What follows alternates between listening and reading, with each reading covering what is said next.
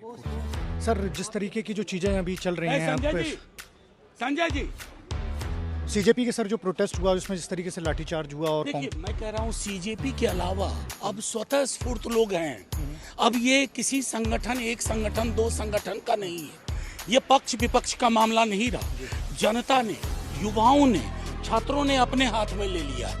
और सर जगह जगह देख रहे हैं, एक सिर्फ यहीं नहीं, दिल्ली में और शहरों में भी प्रोटेस्ट हो रहे हैं, और कल पूरे देश में प्रोटेस्ट। मूवमेंट को अगर आप पढ़ेंगे तो ये मूवमेंट के मैच्योर होने का क्षण होता है जब वो सेंट्रल से पेरिफेरी की ओर मूव। राहुल गांधी ने नीट पेपर लीक और छात्रों पर हुई पुलिस कार्रवाई के विरोध में विपक्षी नेताओं के साथ गांधी स्मृति तक मार्च निकाला। गांधी स्मृति पहुंचकर राहुल गांधी और इंडिया गठबंधन के नेताओं ने राष्ट्रगान गाया। इसके बाद सभी नेताओं ने मोबाइल की टॉर्च जलाकर प्रदर्शन कर रहे छात्रों के समर्थन में विरोध जताया। कई सांसद तिरंगा और पोस्टर लेकर भी पहुंचे। इससे पहले राहुल गांधी के आवास पर करीब 2 घंटे तक विपक्षी सांसदों ने बैठक की। इसके बाद राहुल, प्रियंका समेत विपक्षी नेता बसों से गांधी स्मृति के लिए रवाना हुए। इस दौरान दिल्ली पुलिस ने कुछ देर के लिए बसों को रोका। तो हम चाहते थे कि सारे के सारे ऑपोजिशन एमपीज इंडिया गेट जाएं, उन्होंने मना कर दिया, रोक दिया। हालांकि 10 मिनट बाद रास्ता खोल दिया गया। इससे पहले 21 मार्च को राहुल गांधी ने नीट पेपर लीक के विरोध में पीएम आवास के बाहर प्रदर्शन किया। जंतर मंतर पर पिछले 33 दिनों से कॉकरोच जनता पार्टी का अनशन। सोनम वांगचुक की 25 दिनों से भूख हड़ताल, पीएम आवास के बाहर राहुल गांधी का धरना और संसद में रोज गूंजता हंगामा। साथ ही मुंबई, पटना, इंदौर समेत कई शहरों में युवाओं का विरोध प्रदर्शन। सबकी मांग एक ही है, शिक्षा मंत्री धर्मेंद्र प्रधान का इस्तीफा। आखिर प्रधानमंत्री मोदी ने अब तक धर्मेंद्र प्रधान को क्यों नहीं हटाया? हमने यही सवाल 5 पॉलिटिकल एक्सपर्ट से पूछे तो एक नहीं बल्कि 4 बड़ी वजह मिली। इन्हें ही समझेंगे आज के एक्सप्लेनर में। नमस्ते, मैं हूं आदित्य। पहली वजह, एक्सेप्टेंस ऑफ गिल्ट से बचना। पॉलिटिकल एक्सपर्ट रशीद किदवई और इलेक्शन एनालिस्ट अमिताभ तिवारी का मानना है, अगर सरकार ने धर्मेंद्र प्रधान से इस्तीफा ले लिया तो एक्सेप्टेंस ऑफ गिल्ट का मैसेज जाएगा, यानी सरकार से गलती हुई और उन्होंने स्वीकार कर ली है। पीएम मोदी ये मैसेजिंग कतई नहीं देना चाहते, इसीलिए सरकार पेपर लीक के मुद्दे पर गंभीर और प्रोएक्टिव दिखना चाहती है। रशीद किदवई एक और बात बताते हैं। ऐसी धारणा है कि मोदी सरकार में सब कुछ पीएमओ से तय होता है, इसलिए मंत्री ने इस्तीफा दिया तो चर्चा होगी, पीएमओ से भी गलती हुई है, ये पीएम मोदी कतई नहीं चाहेंगे। दूसरी वजह है the Modi way of politics. DV digital में एग्जीक्यूटिव एडिटर निशांत कुमार और पॉलिटिकल एक्सपर्ट आशुतोष कहते हैं, यही पीएम मोदी की पॉलिटिक्स का स्टाइल है। आशुतोष इसे एक और तरह से डिकोड करते हैं। वो बताते हैं, पीएम मोदी जब विदेश दौरे पर वर्ल्ड लीडर से हैंडशेक करते हैं, ठहाके लगाते हैं और गले मिलते हैं, लेकिन ये चीजें वो भारत में किसी विपक्ष के नेता या अपनी पार्टी के किसी नेता के साथ नहीं करते। ये सब उनकी पर्सनालिटी का हिस्सा है। वे दिखाते हैं कि कोई उन्हें दबाव में नहीं ला सकता। उनका यही रवैया पूरी सरकार और पार्टी का भी बन जाता है। तीसरी वजह, मांगों का पिटारा खुल जाएगा। सीनियर जर्नलिस्ट हर्षवर्धन त्रिपाठी और अमिताभ तिवारी कहते हैं, सरकार ने अगर धर्मेंद्र प्रधान के इस्तीफे की मांग मानी तो फिर पिटारा खुल जाएगा। इसके संकेत भी दिखने लगे हैं। 20 जुलाई को जेपी नड्डा के घर सीजेपी के 2 प्रवक्ता सौरभ दास और आशुतोष रांका मिलने पहुंचे। 22 जुलाई को उन्हें दोबारा बुलाया गया तो उन्होंने ठुकराते हुए कहा, अब न्यूट्रल जगह पर बात होगी या जंतर मंतर आइए। सीजेपी ने आगे कहा कि जब तक सभी मांगे पूरी नहीं होंगी प्रदर्शन जारी रहेगा। ऐसे ही 21 जुलाई को जब राहुल गांधी पीएम आवास पर धरना देने गए तो उन्होंने कहा, हम संसद में पेपर लीक पर चर्चा की मांग करने आए हैं। अब जब सरकार तैयार हो गई तो उनका कहना है कि धर्मेंद्र प्रधान के इस्तीफे के बाद ही बात होगी। चौथी वजह है नैरेटिव हाथ से फिसलने का खतरा। अमिताभ तिवारी कहते हैं, ये सब कुछ शतरंज की तरह है। विपक्ष अपनी चाल चल चुका है। अगर सरकार ने गलत चाल चली तो विपक्ष नैरेटिव बनाएगा, फिर चाहे वो धर्मेंद्र प्रधान का इस्तीफा ही क्यों न हो। रशीद किदवई का कहना है, बीजेपी का हर कदम नपातुला होता है। उसके वोटर्स कतई नहीं चाहेंगे कि पीएम मोदी किसी तरह से बैकफुट पर दिखे। ये बात पीएम भी जानते हैं। आशुतोष का तो मानना है कि 1.25 साल कृषि कानून का विरोध हुआ, तब जाकर सरकार ने इसे वापस लिया, लेकिन तब भी पीएम मोदी ने कहा था कि हम किसानों को समझा नहीं पाए। उन्होंने ये नहीं माना कि गलती हुई है। तो क्या धर्मेंद्र प्रधान का इस्तीफा होगा या नहीं? हर्षवर्धन त्रिपाठी बताते हैं, इस्तीफा तो होगा ही, पर कब होगा ये नहीं कह सकते हैं। हो सकता है थोड़ा समय लगे। जबकि अमिताभ तिवारी कहते हैं, इसमें थोड़ा वक्त लग सकता है क्योंकि राज्यों के चुनाव आने वाले हैं। पहले सरकार के पास मौका था कि कैबिनेट फेरबदल में हटा दें, पर अब थोड़ा रुकना होगा। आज के एक्सप्लेनर में इतना ही। कल शाम 6 बजे ऐसे ही जरूरी विषय पर देखिए एक्सप्लेनर। आप इस समय देख सकते हैं कि राहुल गांधी आ रहे हैं, उनके साथ केसी वेणुगोपाल हैं और भी जो इंडिया ब्लॉक के सांसद हैं वो गाड़ी में बैठे हुए हैं। ये हमारे सामने राहुल गांधी यहाँ पर आ चुके हैं। उनके साथ इंडिया ब्लॉक के कई सारे सांसद हैं, आप यहाँ देख सकते हैं। यहाँ पर आप सुप्रिया सुले दिखाई दे रहे हैं, ये प्रियंका गांधी दिखाई दे रही हैं, और भी यहाँ पर कई सारे, पूरी बस सांसदों से भरी हुई है। और पीछे एक और बस राहुल गांधी के साथ, एक और बस पीछे दूसरी बस भी आ रही है, उसमें भी सांसद बने हुए हैं और आगे कार्यकर्ताओं की भीड़ लगातार चल रही है। वो गाड़ी में बैठे हुए हैं, ये हमारे सामने राहुल गांधी यहाँ पर आ चुके हैं। उनके साथ इंडिया ब्लॉक के कई सारे सांसद हैं, आप यहाँ देख सकते हैं। यहाँ पर आप सुप्रिया सुले दिखाई दे रहे हैं। ये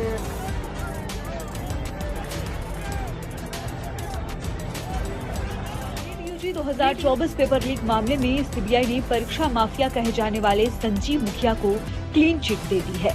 जांच एजेंसी ने साफ कहा कि संजीव मुखिया के खिलाफ ऐसा कोई सबूत नहीं मिला जिससे ये साबित हो सके कि उसने प्रश्न पत्र चुराया, लीक किया या अभ्यर्थियों तक पहुंचाया। सीबीआई ने इस मामले में 45 आरोपियों के खिलाफ चार्जशीट दाखिल की है और दावा किया है कि पूरी साजिश और इसमें शामिल लोगों की पहचान कर ली गई है। शुरुआत में बिहार की आर्थिक अपराध इकाई यानी ईओयू ने पुराने पेपर लीक मामलों में नाम आने के आधार पर संजीव मुखिया को आरोपी बनाया था। बाद में जांच सीबीआई को सौंपी गई। पूछताछ के लिए संजीव को कस्टडी में भी लिया गया, लेकिन सबूत नहीं मिलने पर उसके खिलाफ चार्जशीट दाखिल नहीं की गई। हालांकि संजीव मुखिया फिलहाल बिहार पुलिस सिपाही बहाली पेपर लीक समेत दूसरे कई मामलों में न्यायिक हिरासत में जेल में बंद है। स्थगित, स्थगित और स्थगित। संसद के दोनों सदनों में जंतर मंतर का विरोध स्थगन की शक्ल में दिख रहा है। आज कभी सत्ता पक्ष और विपक्ष आमने सामने आए तो कभी बहस की स्थिति बनाई। मॉनसून सत्र के चौथे दिन दोनों सदनों में क्या हुआ, आइए देखते हैं संसद सत्र। नमस्ते, मैं हूं अक्षय। सत्ता पक्ष के सांसद राहुल गांधी के पीएम आवास पर धरने को सुरक्षा के लिए खतरा बताते रहे, तो विपक्ष शिक्षा मंत्री धर्मेंद्र प्रधान के इस्तीफे पर अड़ा रहा। इस दौरान प्रियंका गांधी एनडीए सांसदों के एकदम सामने जाकर खड़ी हो गयी। सत्र शुरू होने से पहले पीएम मोदी ने एक्स पर पोस्ट कर पेपर लीक के दोषियों के लिए फास्ट ट्रैक कोर्ट बनाने का ऐलान किया। अब लोकसभा का रुख करते हैं। 11 बजे कार्यवाही शुरू हुई और महज 2 मिनट में विपक्षी सांसद वेल में पहुंच गए। स्पीकर ओम बिरला ने कार्यवाही 12 बजे तक के लिए स्थगित कर दी। स्थगन के बाद राहुल गांधी, अखिलेश यादव समेत कुछ विपक्षी सांसद स्पीकर से मिलने पहुंचे। इससे पहले प्रियंका ने कहा, स्टूडेंट्स का सरकार पर से भरोसा खत्म हो गया है। जब भरोसा टूट जाता है, अगर आपको उस भरोसे को फिर से बनाना है तो आपको उस सिस्टम से बाहर निकल के कुछ स्टेप्स लेने पड़ेंगे। क्या है वो स्टेप्स? अपने मंत्री से रेजिग्नेशन लो। 12 बजे लोकसभा की कार्यवाही फिर शुरू हुई तो हंगामा भी लौटा। आप भी तय कीजिए, कब चर्चा शुरू करना है, हम तैयार हैं, लेकिन आप कंडीशन लगा करके बहाना मत बनाइए। विपक्षी सांसद वेल में आकर धर्मेंद्र प्रधान इस्तीफा दो के नारे लगाते रहे। हंगामे के बीच दोपहर 2 बजे तक के लिए कार्यवाही फिर स्थगित हुई। दोपहर 2 बजे तीसरी बार कार्यवाही फिर शुरू हुई, लेकिन मिनटों में सदन अगले दिन तक के लिए स्थगित हो गया। हालांकि पूरे दिन न सिर्फ सदन बल्कि बाहर भी हंगामा होता रहा। देखिए,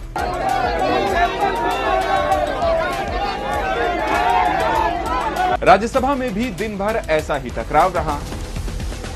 11 बजे कार्यवाही शुरू हुई तो नेता प्रतिपक्ष मल्लिकार्जुन खड़गे ने कहा, एजुकेशन मिनिस्टर का इस्तीफा होना चाहिए। सदन 12 बजे तक के लिए स्थगित हुआ। 12 बजे दोबारा कार्यवाही शुरू हुई तो खड़गे और नेता सदन जेपी नड्डा के बीच तकरार देखने को मिली। एजुकेशन मिनिस्टर इस्तीफा देना चाहिए।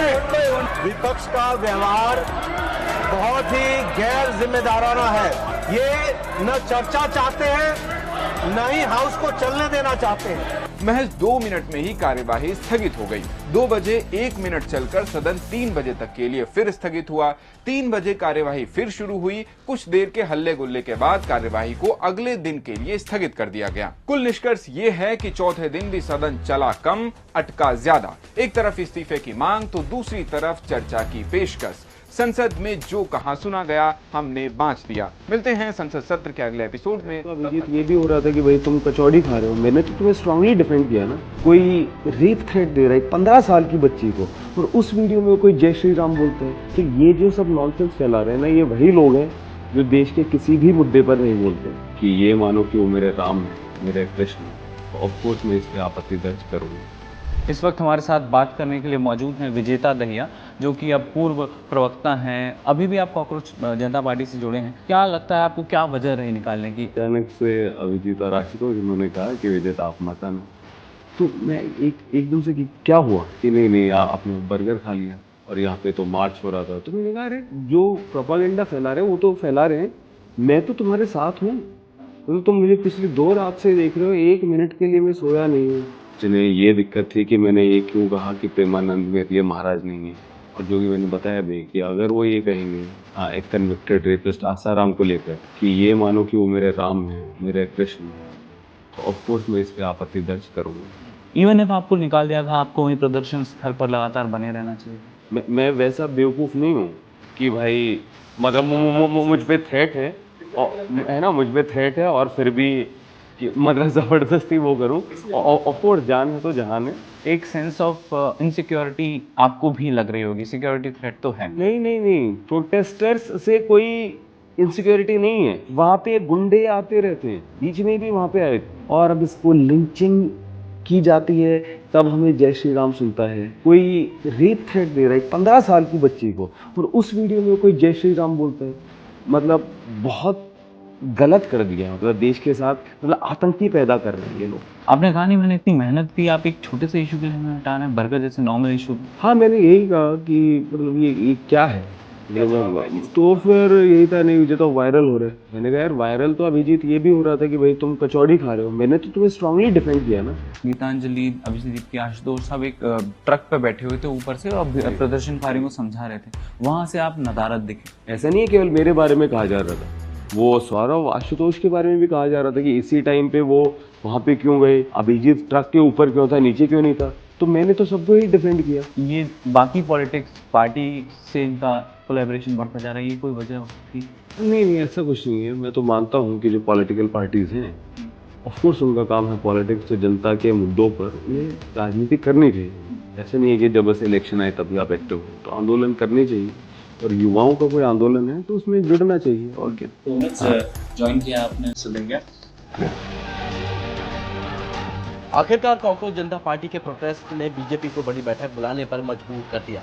22 जुलाई को दोपहर करीब 12 बजे सिर्फ 10 से 15 मिनट के भीतर बीजेपी के सभी 8 महामंत्री पार्टी मुख्यालय पहुंच गए। सूत्रों के मुताबिक इस हाई प्रोफाइल मीटिंग की अगुवाई बीजेपी अध्यक्ष नितिन नवीन ने की। मीटिंग में देश भर के कार्यकर्ताओं को जंतर मंतर पर चल रहे प्रोटेस्ट का जवाब देने और राहुल गांधी के खिलाफ क्रिएटिव लेकिन दमदार स्लोगन तैयार करने को कहा गया। मीटिंग का एजेंडा बिल्कुल साफ था, प्रोटेस्ट से बने माहौल को कैसे पलटा जाए। नेताओं से कहा गया कि मामला गंभीर है और अगले 3 से 4 दिनों के भीतर विपक्ष के नैरेटिव को चुनौती देनी है। मीटिंग की शुरुआत धर्मेंद्र प्रधान के इस्तीफे के मुद्दे से शुरू हुई। सूत्रों के मुताबिक साफ कहा गया कि इस्तीफे का सवाल ही नहीं उठता। तर्क यह था कि अगर इस वक्त इस्तीफा दिया गया तो इसे प्रोटेस्ट की जीत माना जाएगा। करीब 3 घंटे चली इस बैठक में विपक्ष और प्रोटेस्ट का जवाब देने के लिए 7 बड़ी रणनीति बनाई गई। इंटेलिजेंस इनपुट पर प्रोटेस्ट को साजिश के तौर पर पेश करना, पीएम मोदी को कायर कहे जाने वाले नैरेटिव का जवाब देना, प्रोटेस्ट में शामिल युवाओं का बैकग्राउंड पब्लिक करना, युवा, महिला और किसान मोर्चों के जरिए देश भर में जवाबी प्रदर्शन करना, सोशल मीडिया पर आक्रामक काउंटर कैंपेन चलाना, संघ परिवार से जुड़े संगठनों के जरिए समानांतर अभियान तेज करना, कांग्रेस के धरने को पीएम सुरक्षा और प्रोटोकॉल से जोड़कर मुद्दा बनाना। बैठक में पार्टी की कुछ चूकों पर भी चर्चा हुई। सूत्रों के मुताबिक नेताओं ने माना कि संगठन प्रोटेस्ट के राजनीतिक असर का सही आकलन नहीं कर पाया। विपक्ष, खास करके कांग्रेस और उसके सहयोगी दल, किस रणनीति पर काम कर रहे हैं इसकी पूरी जानकारी संगठन के पास नहीं है। इंटेलिजेंस इनपुट पर भी सवाल उठे। कहा गया कि भीड़ के आकार और विपक्ष की रणनीति का सही अनुमान समय रहते नहीं लगाया जा सका। अब सबसे बड़ा सवाल यही है, क्या बीजेपी अगले 3 से 4 दिनों में विपक्ष के बनाए नैरेटिव को बदल पाएगी या जवाबी प्रोटेस्ट और सोशल मीडिया कैंपेन माहौल को बदल देंगे। ऐसी और भी वीडियोस को देखने के लिए जुड़े रहें।